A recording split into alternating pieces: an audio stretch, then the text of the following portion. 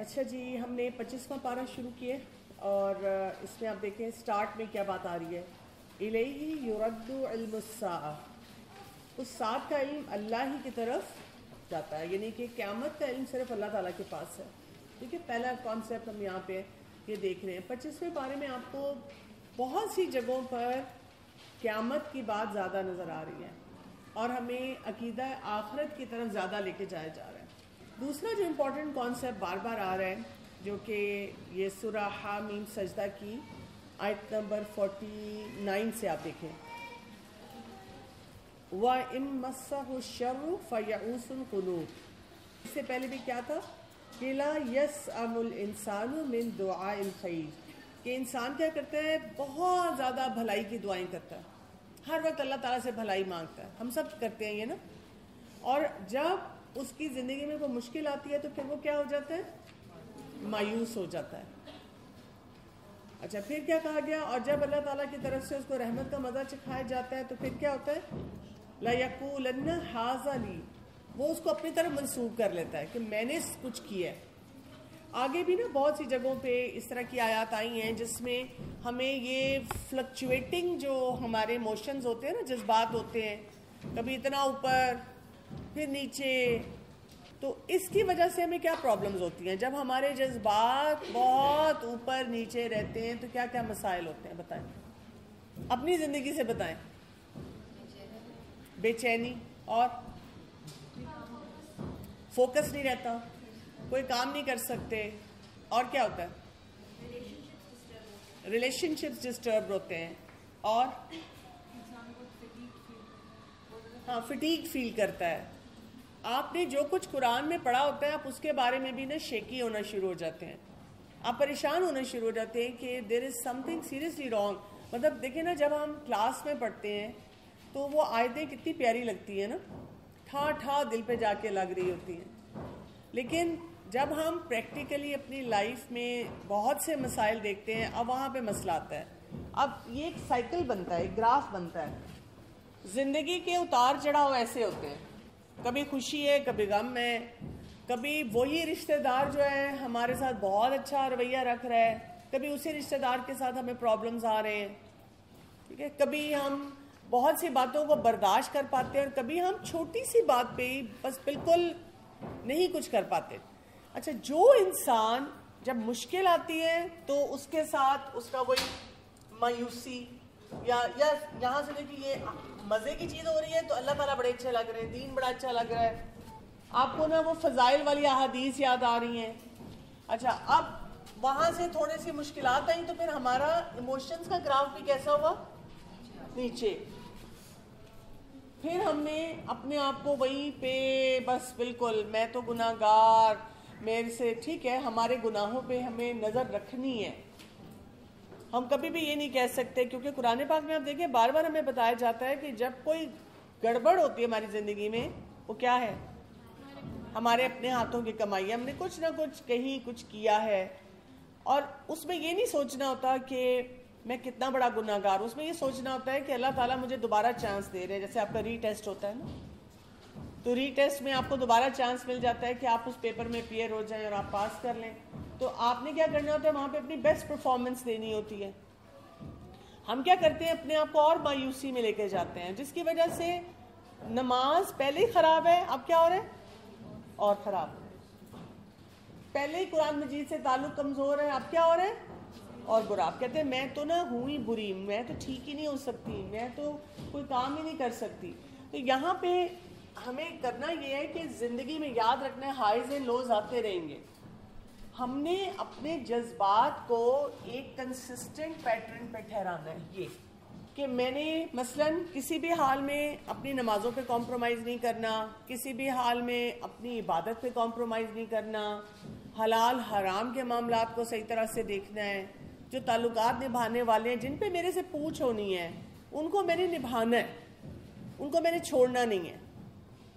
اور آپ دیکھیں گے یہ زیادہ تر جو ہمارے ایکسٹریم جذبات آتے ہیں نا، وہ ایکسٹریم سچویشنز میں آتے ہیں. جیسے ایک سچویشن ہے مشکل سچویشن جو ہوتی ہے، جیسے کسی کی ڈیتھ ہوگی، یا آپ نے کسی پروجیکٹ پہ کسی کام کے لیے بڑی دعائیں مانگی، آپ نے تہجد بھی پڑھنا شروع کر دیا، اور آپ نے بڑا اس پہ ایموشنلی بھی انویسٹ کیا, فزیکلی بھی انویسٹ کیا, روحانی طور پہ بھی بہت اللہ تعالیٰ سے اتنا مانگا, وہ کام نہیں ویسے ہوا.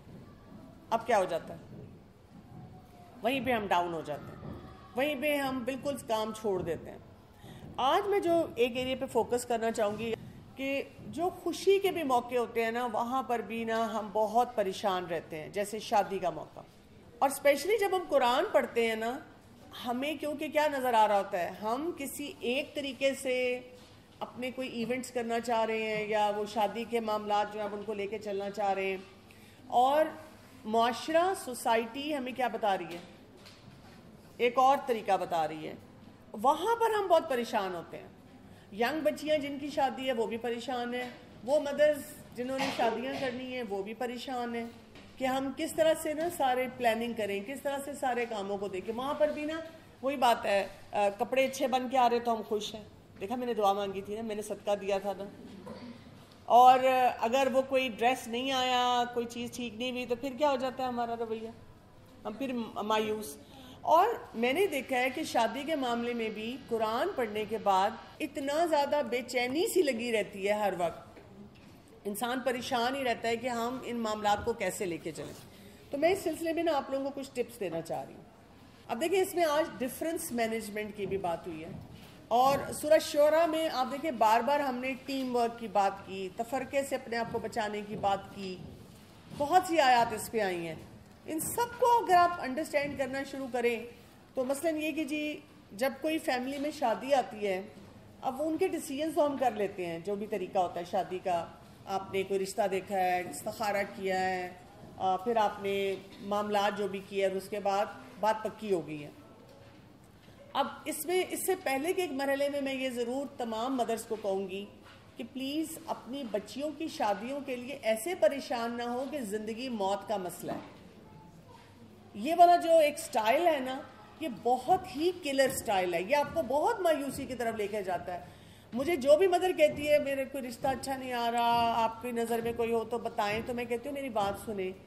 میں ورسٹ سینیریو سوچتی ہوں.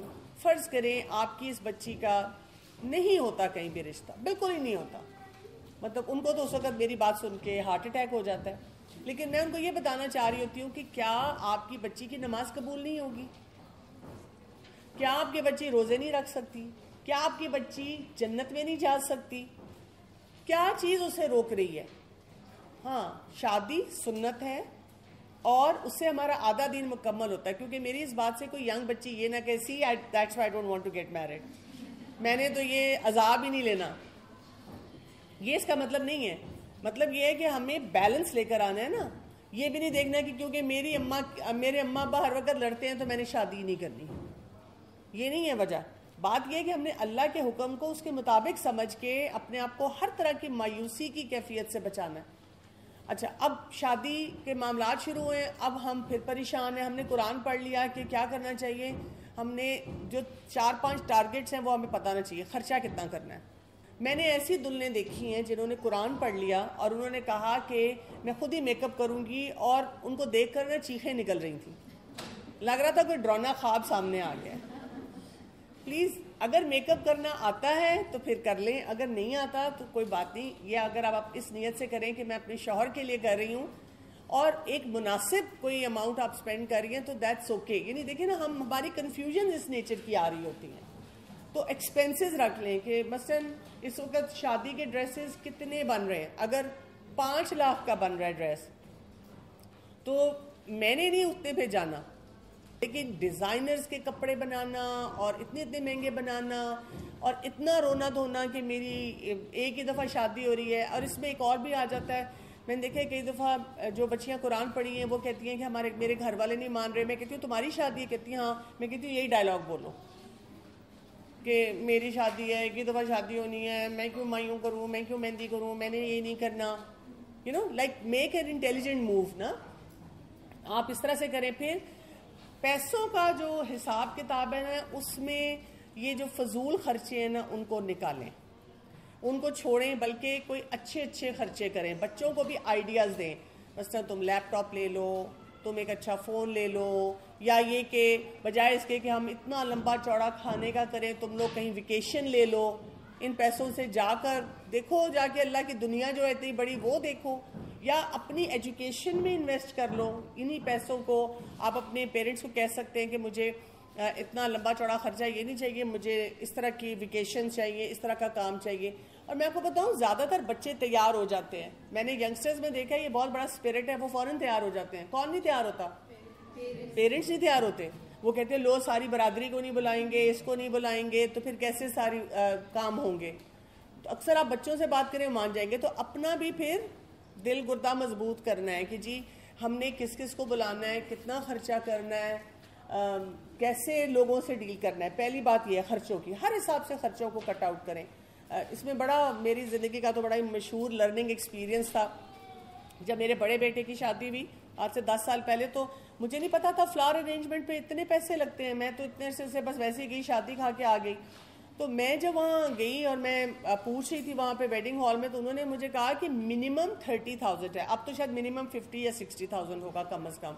تو میں نے ان سے کہا کہ میں 30,000 بالکل پھولوں پہ ضائع نہیں کر رہی. میں وہ 30,000 اپنی بہو کے ہاتھ میں رکھ دوں گی، بیٹے کو دے دوں گی، تم لوگ جو مرضی کر لو، میں نے بالکل نہیں لگانا. بڑا خاندان کے لوگوں نے پروٹیسٹ کیا، یہ غلط بات ہے، دیکھو اچھا لگتا ہے ہال، فلاورز اور دس اینڈ دیٹ. میں نے کہا نہیں، مجھے بالکل پلین سٹیج دے دیں، میری بہو بیٹھے گی، وہی چمکے گی، بس کافی ہے میرے لیے. جب میں انٹر ہوئی ہوں، کیونکہ وہ 25 دسمبر تھا جس دن دوپہر کا فنکشن تھا. اب تو پھر فیشن ہو گیا دوپہر کے فنکشن کا، تب فیشن بھی نہیں تھا، رات کے فنکشن کا تھا، ہم نے دوپہر کا رکھا. میں انٹر ہوئی نا تو سٹیج سجا ہوا، پھول ہی پھول، ادھر ٹیبل. میں پریشان. میں فوراً گئی جو ان کے مینیجر تھے، میں نے کہا دیکھیں آپ نے پھول لگا دیے، میں نے نہیں آنا ٹکا دینا اس کا، بالکل نہیں میں نے پیسے دینے. تو انہوں نے کہا باجی آپ کی قسمت بہت اچھی تھی، اس لیے کہ رات کو جو فنکشن ہوا تھا یہ ان کے پھول ہیں، ہمارا سٹاف ہی نہیں آیا 25 دسمبر کی وجہ سے کہ وہ صفائی کر کے ان کو اتارتے. تو اللہ تعالیٰ نے آپ کو نا مفت میں سارے پھول دے دیے، تو آپ اس کو انجوائے کریں. جب دوسرے کی شادی تھی میں نے اسپیشل کہا کہ کل ایک رات پہلے کون سا فنکشن ہے اور اس میں کیا لگے گا. اور اب تو آرٹیفیشل پھول بھی آ گئے ہیں، وہ اس کی بھی انہوں نے اب اسٹیج وغیرہ بنا دیتے ہیں. But the point is save money. ٹھیک ہے، صحیح جگہ پہ پیسے لگائیں. جو صحیح جگہ ہے، میں نے بتایا دلہن کے میک اپ پہ لگا دیں پیسے، دلہن کو ایک ڈیسنٹ طریقے سے پیارا لگنے میں لگا دیں، اس نے جو اپنے کپڑے لینے ہیں لگا دیں. جہیز کے نام پہ پتہ نہیں کیا کچھ ہم جمع کرتے رہتے ہیں جو اس کے فائدے کا نہیں ہے، اس کو چھوڑ دیں. اس کو کیلکولیٹ کریں کہ اس کو کیا کیا چیزیں چاہیے، کس پہ کیا وہ اسپینڈ کرنا چاہ رہی ہے. اسی طرح دینا دلانا جو ہوتا ہے، اس سے ہمیں تھوڑا سا اندازہ ہو جانا چاہیے. کئی دفعہ ہمیں کوئی کہہ دیتا ہے کچھ نہ دیں، ہم نے پڑھا تھا نا متکلفین والوں میں سے نہیں بننا، تو نہ دیں کوئی چیز. اگر آپ نے ضرور آپ نے چیک کرنا ہے کہ جی بڑے یہ کہاں ہیں. اس سلسلے میں نا اگر آپ کے دیندار فیملی میں شادی ہوتی ہے اس سے بہت فائدہ ہو جاتا ہے. جیسے اپنی سمدن سے بات کر لینا اور ان کو بتا دینا، ان کو کانفیڈنس دینا. اور اس سلسلے میں میں ایک اور بات بھی کہتی ہوں کہ بیٹے کی شادی جب کرنی ہے نا تب آپ یہ سارے نارمز اسٹیبلش کر سکتے ہیں. بیٹی کی شادی پہ شاید آپ کے لیے مشکل ہو جائے، اس لیے کہ وہی بات ہے کہ کئی باتیں ڈائریکٹ انڈائریکٹ دوسری طرف سے میسیجز آ جاتے ہیں، پریشر بھی ہوتا ہے، ہم کر لیتے ہیں.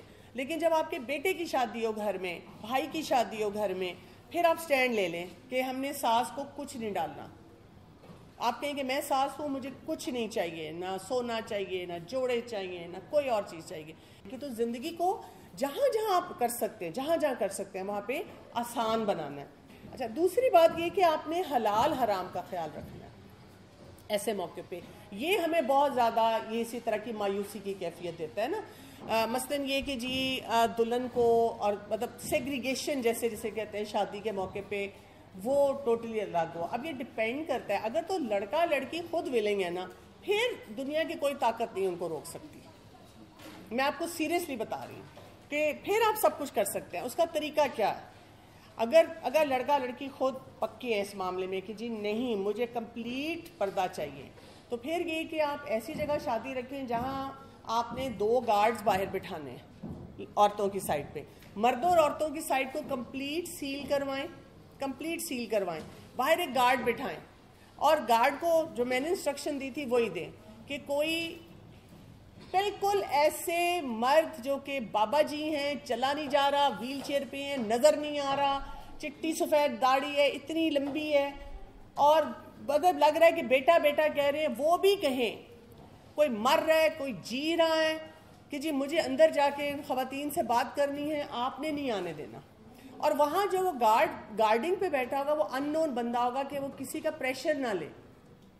یہ نہیں ہے کہ جی وہ میرا ملازم ہے، اب وہ بیچارہ گھبرائے گا کہ جی گھر جا کے بھی ڈانٹ پڑے گی. اس کو اتنی باتیں سننے کو ملتی ہیں. مجھے ویسے واقعی سمجھ نہیں آتی شادی کے موقع پہ. میں یہ دیکھتی ہوں کہ اگر عام حالات میں نے دیکھا ہے کہ گھر میں میاں بیوی کتنے کتنے دن آپس میں بات نہیں کرتے، اس دن سب کو اپنی بیوی سے بات کرنا یاد آ جاتا ہے. کھانا ختم ہوتا نہیں تو آ کر مختلف ٹیبلز پہ بیٹھ جاتے ہیں. بھئی آپ کو اپنی بیوی اتنی اچھی لگ رہی تھی، گھر جا کے تعریف کیجیے گا اس کی، لیکن کیوں آپ نے عورتوں کی سائڈ پہ اس وقت آنا ہے نا. وہ اسی وجہ سے آتے ہیں کہ آپ لوگوں نے وہاں پہ کوئی سیکیورٹی سسٹم نہیں رکھا. سیکیورٹی سسٹم کے بغیر یو ول فیل. دوسری بات یہ، کسی کو فون اور کیمرے سے تصویر نہیں کھینچنے دینی. سب کو بتانا ہے کہ جی تصویر کھینچنے کی اجازت نہیں ہے یہاں پر. آپ نے اگر کوئی تصویر اپنی کھینچنی ہے تو ان سائڈس پہ کھینچیں کہ باقی سب بھی یہاں پہ پردے والی خواتین ہیں جنہوں نے اپنے آپ کو انکور کیا ہوا ہے. اور جب آپ نے اینڈ میں کچھ تھوڑے سے لوگ رہ گئے ہیں اور آپ نے اگر لڑکے کو بلانا ہے تو اس ٹائم پہ بھی یہ ہونا چاہیے کہ جنہوں نے کور کرنا ہے کور کر لیں، اور جتنی باقی نان محرم خواتین ہیں جو فلی ڈریسڈ آئی ہوئی ہیں وہ سب جا چکی ہوں تب لڑکے کو بلائیں. کیوں آپ اس کو اتنے نظارے کروانا چاہ رہے ہیں خوبصورت تیار ہوئی ہوئی خواتین کے؟ یعنی ان معاملات میں ہمیں صرف یہ کام کرنا ہوگا. یہ کام آپ کریں، بہت آپ کا بہترین فنکشن ہو جاتا ہے. اور اسی طرح سے اب فیمیل ویٹریسز مل جاتی ہیں، آپ ان کا اہتمام پورا کر سکتے ہیں.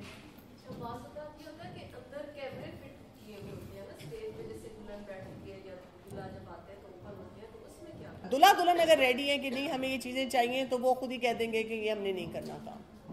جو یہ کام ہوگا وہ الگ سے کوئی اپنا کمرہ ہے یا کسی جگہ پہ وہ کر لیں گے، کیونکہ پردے والی دلہن تو کہیں باہر بھی نہیں کرے گی نا، اور وہاں پر بھی تھوڑی بہت تصویریں کھینچے گی. اس کو یہ کوئی ہوس نہیں ہوگی، بھوک نہیں ہوگی کہ پاگلوں کی طرح میری موویز بنے اور میں کیسے کیسے کسی کے سامنے پوز بناؤں. اس چیز کا بھی اس کو نہیں ہوگا، کیونکہ وہ لڑکا اور لڑکی دونوں جو ہوں گے ان لمیٹیشنز کو انڈرسٹینڈ کریں گے. لیکن آپ اگر پیرنٹ ہیں اور آپ کے بچے نہیں انڈرسٹینڈ کرے تو جو کچھ آپ اس میں سے کر سکتے ہیں وہ کریں، لیکن اس فنکشن کو وہ نہ بنائیں، لوگوں کے لیے ڈسٹیسٹ نہ دیں ان کو کہ بھئی اب بچہ کرنا چاہ رہا ہے، بچی کرنا چاہ رہی ہے اور آپ بار بار کہہ رہے ہیں یہ حرام ہے، یہ ایسے نہیں ہے. جو جائز فن ہے وہ کریں. اسی طرح سے فن اور خوشی کا احساس ہونا چاہیے، سب کو مزہ آنا چاہیے. جیسے گھر میں چھوٹی سی گیدرنگ کر لی، ڈف رکھیں اس میں. یہ تو نہیں لگنا چاہیے کہ گھر میں کوئی ماتم ہے کہ یہ بھی نہیں کر سکتے، یہ بھی نہیں کر سکتے، یہ بھی نہیں کر سکتے. جو کر سکتے ہیں وہ کریں، ٹھیک ہے. اچھی سی دعا رکھیں. اس میں نے ایک اور چیز دیکھی ہے جو مجھے رویہ اتنا مجھے کمفرٹیبل نہیں کرتا. اکثر لوگ بلا لیتے ہیں، این شادی کا موقع ہے، سب لوگ بالکل پلان کر کے بیٹھے ہیں، مائیوں میں یہ کرنا ہے، مہندی میں یہ کرنا ہے، اور اسی وقت ہم کہتے ہیں آج سارے موجود ہیں، آج ان کو فلاں کا درس سنوا دیتی ہوں، اور فلاں کو بلا لیا، اور وہ جو فلاں کھڑا ہوا ہے اس کو کوئی سن ہی نہیں رہا. سارے لوگ یا تیار ہو رہے ہیں یا اس درس کے بعد آ رہے ہیں یا اپنی باتیں کر رہے ہیں. تو ایسے موقع پہ نہ کریں. جو ایسا کوئی کام آپ نے کرنا ہے، ایکٹیویٹی کرنی ہے، اس کو اچھے طریقے سے کریں. اس کو کسی ایسے ٹائم پہ کریں جب لوگ سننے کے لیے تیار ہو، اسی کے لیے اسپیشلی لوگ جو ہیں وہ آئیں. اچھا، اس کے علاوہ ریلیٹیوز کو منائیں، ریلیٹیوز کے ساتھ اچھے تعلقات کریں، ان کو خوش کریں، ان کو مطلب بٹھائیں، ان کو اپنا بیسٹ دکھائیں کہ ہم کتنا انجوائے کر رہے ہیں جب ہم اسلامی طریقے سے سارے کام کر رہے ہیں. اور جو کچھ بھی اب آپ نے پلان کرنا ہو اس کو قرآن اور سنت کے مطابق کریں.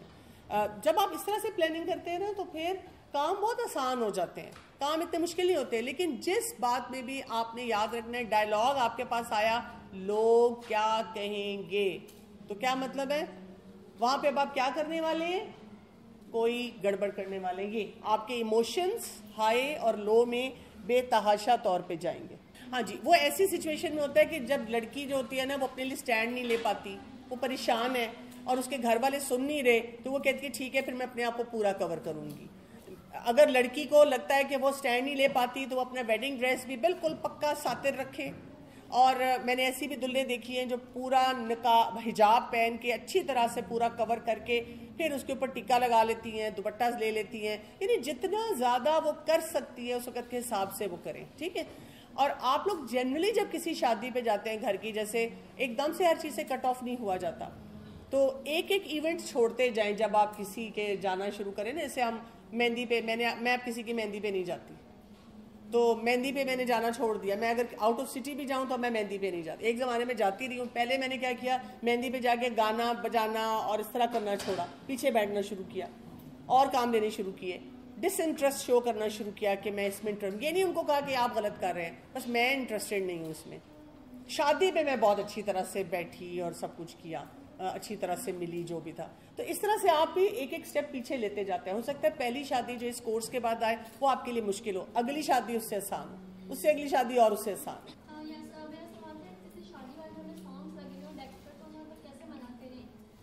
کسی اور کی شادی پہ تو آپ منع نہیں کر سکتے, لیکن آپ اپنی شادی پہ نہ لگائیں اور دعا کریں, اس کا دعائیں پڑھیں, بہت زیادہ دعائیں پڑھیں.